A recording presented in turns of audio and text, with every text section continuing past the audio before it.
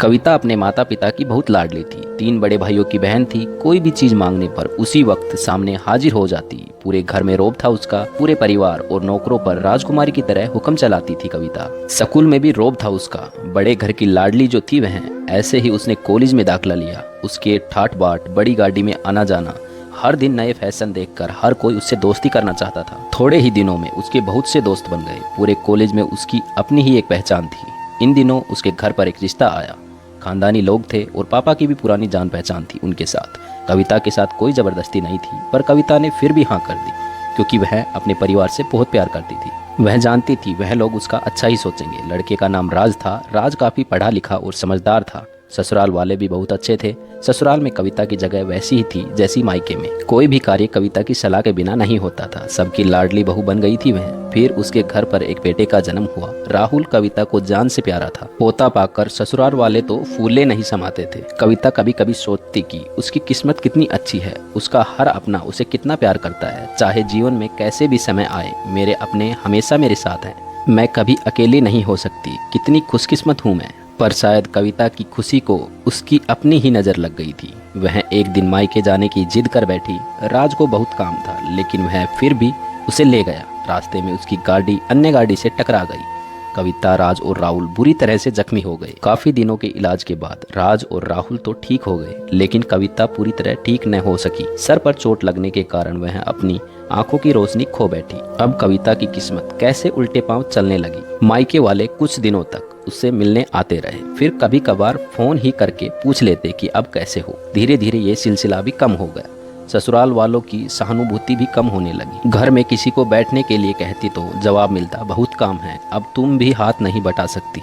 राज भी चिड़चिड़ा हो गया था। बस राहुल ही था उसके साथ, जिसके साथ हंसते खेलते उसका वक्त गुजरता। एक दिन कविता के हाथ से कुछ सामान गिर गया, जिसकी वजह से राहुल को हल्की सी चोट लग गई। कविता के सास ससुर ने राहुल को उससे अलग कर दिया कि कहीं उसे ना दिखने की वजह से बच्चे को कुछ नुकसान ना हो जाए। कविता अंदर से टूट चुकी थी। एक दिन उसने सबके सामने मायके जाने की इच्छा रखी तो राज उसे तुरंत मायके छोड़ आया, जैसे कि वह भी यही चाहता था। लेकिन राहुल को उसके साथ नहीं भेजा गया। कविता कभी राहुल से दूर नहीं रही थी, पर अपनी कमी के कारण उसने ज्यादा बहस नहीं की। कविता को लगा कि वह 3-4 दिन वहां रहेगी तो थोड़ा हवा पानी बदल जाएगा, क्योंकि वह कितने दिनों से कहीं भी बाहर नहीं गई थी। घर वाले भी इतने दिनों बाद उसे देखकर कितने खुश होंगे। कविता के घर पहुंचने पर सब लोग बहुत खुश हुए। खाने पर सब कुछ कविता की पसंद का ही बना था। उसने अपने मम्मी पापा और भाई भाभीियों से दिल खोलकर बात की। उनके छोटे छोटे बच्चे भी बुआ के साथ खुल मिल गए। रात को सोने के वक्त पर जब वह कपड़े बदलने लगी तो उसे पता चला कि उसका बैग तो बहुत भरा हुआ था।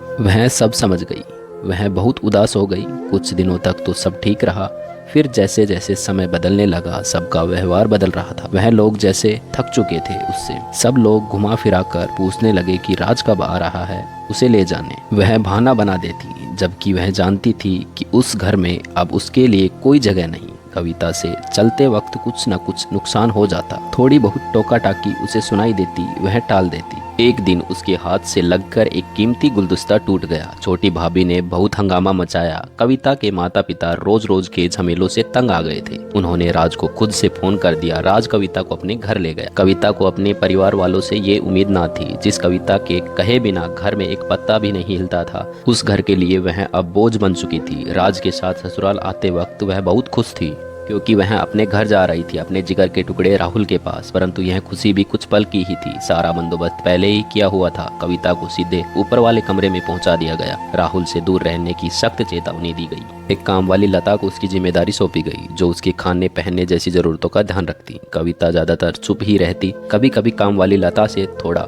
बतिया लेती। उसके जरिए राहुल का पता चल जाता। सबकी लाडली बेटी और बहू सबके लिए लाडली से बोझ बन गई थी। गाइस, ये स्टोरी आपको कैसी लगी, एक प्यारा सा कमेंट जरूर छोड़ के जाना। आपके पास भी ऐसी कोई स्टोरी है जिसको इस चैनल पर आप देखना चाहते हैं तो डिस्क्रिप्शन में मेरी कॉन्टैक्ट डिटेल्स है, अपनी स्टोरी वहां पर साझा करें। चैनल पर नए हैं तो चैनल को सब्सक्राइब करें। मिलते हैं एक प्यारी सी वीडियो के साथ। तब तक के लिए जय हिंद, जय भारत, धन्यवाद।